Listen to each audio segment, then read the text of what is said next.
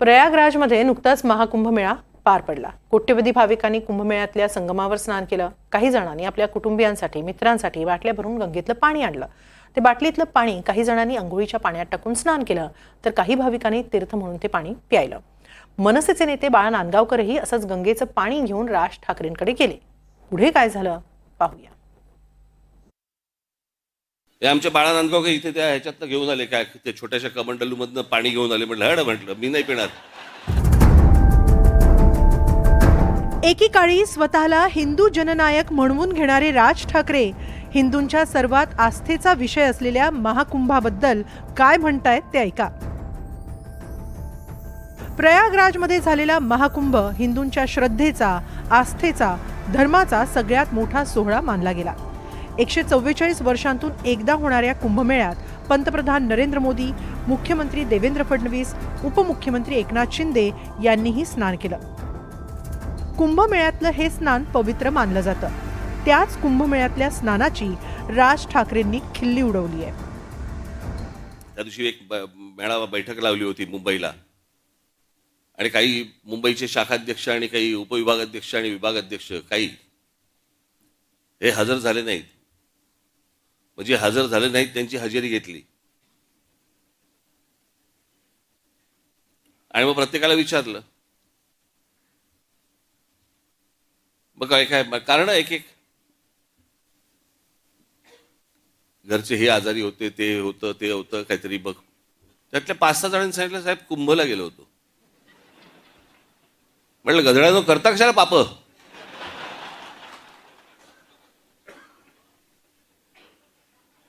बरं मी हेही विचारलं, आल्यावरती आंघोळ केलीच ना? आमच्या बाळा नांदगावकर इथे त्या ह्याच्यातनं घेऊन आले, काय ते छोट्याशा कमंडलूमधनं पाणी घेऊन आले। म्हटलं मी नाही पिणार।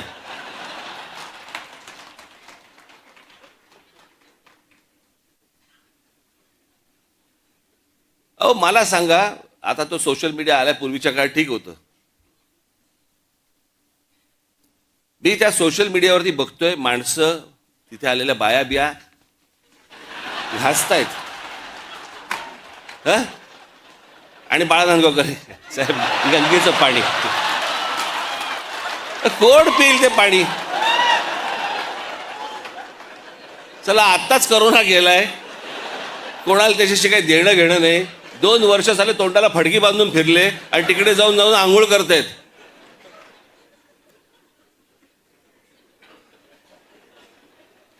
अहो मला माहिती आहे, मी कित्येक स्विमिंग पूल बघितले असे, जे सुरुवातीला उद्घाटनाच्या वेळेला निळे होते, हळूहळू हिरवे हिरवे व्हायला लागले। कोण जाऊन त्याच्यामध्ये मला सांगा पडेल त्यात गंगेत? ह्यानं तिथे काहीतरी केलं, ते मी इथे पितोय।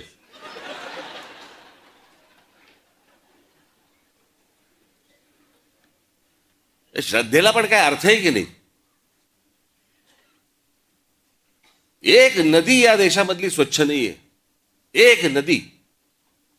आणि आम्ही काय नदीला माता। परदेशामध्ये आम्ही अनेकदा जातो, त्यावेळेला बघतो तिकडच्या नद्या स्वच्छ नद्या, ते काय तिकडे माता बिता म्हणत नाहीत, तरी नद्या स्वच्छ। आमच्याकडे सगळं पोल्युशनचं पाणी आतमध्ये, कोणी आंघोळ करतायत, कोणी कपडे धुतायत, काय वाटेल ते चालू आहे।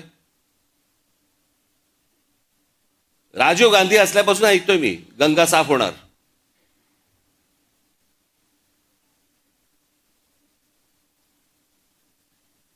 मग मध्ये राज कपूरांनी चित्रपट पण काढला, लोकांना वाटली झाली गंगा साफ, त्याच्यात वेगळीच गंगा। लोक म्हणाले, अशी जर गंगा साफ असेल तर आम्ही पण आंघोळ करायला तयार आहोत। अजून पण गंगा काय साफ व्हायला तयार नाही।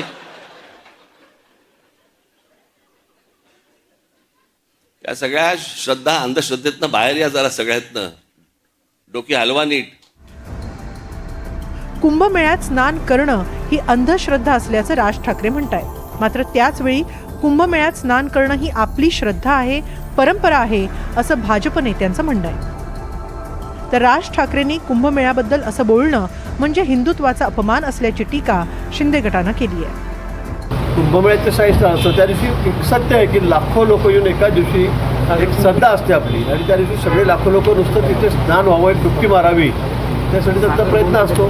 त्याला एक धार्मिक अधिष्ठान आहे, त्याला एक धार्मिक स्थान ज्या महात्म्य ज्या गोष्टीचं आहे आणि म्हणून सगळे करत असतात. आता राज ठाकरे साहेबांना वाटत होतं त्यांचं मत वेगळं असू शकतं, पण मला वाटतं ही काही अंधश्रद्धा नाही, अंधश्रद्धा नाही, त्या काही जादूटोना नाही किंवा काही छूमंतर नाही आहे. मुझे लगता है ये तो हमारे आस्था का विषय है. करोड़ों लोगों ने वहाँ पर जाके स्नान किया, दर्शन लिया और मुझे लगता है कि किसी की भावनाओं को ठेस पहुँचे ऐसे वक्तव्य जो है लोगों को करना नहीं चाहिए. राज ठाकरेंच्या कुंभमेळ्याबद्दल केलेल्या वक्तव्याचे दोन महत्त्वाचे अर्थ काढता येतात. एक म्हणजे राज ठाकरेंची हिंदुत्वाविरोधातली भूमिका आणि दुसरी म्हणजे राज ठाकरेंचे भाजप विरोधातले सूर.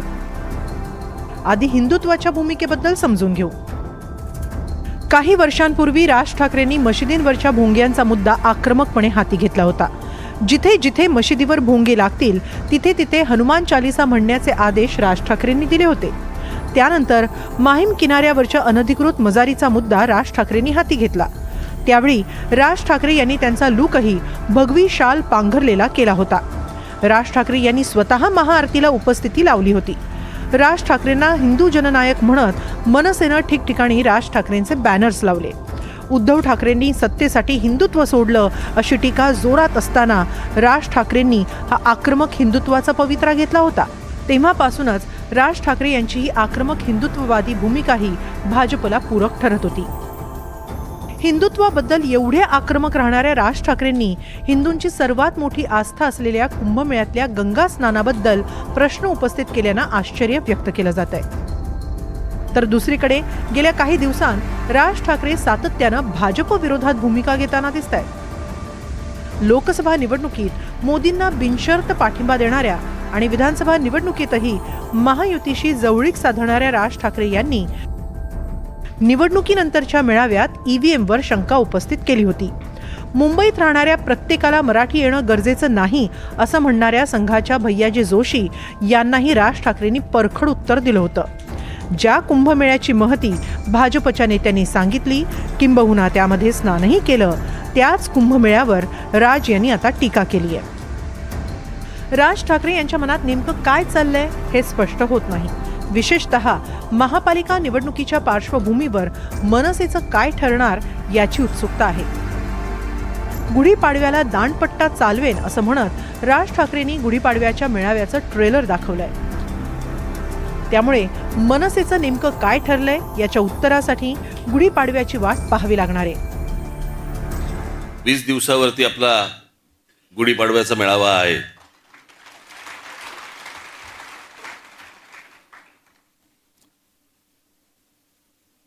आता तिकडे जर समजा मी दांडपट्टाच फिरवणार असेल तर चाकूसुरे कशाला काढू आत्ता मी. Bureau report, NDTV Marathi, Mumbai.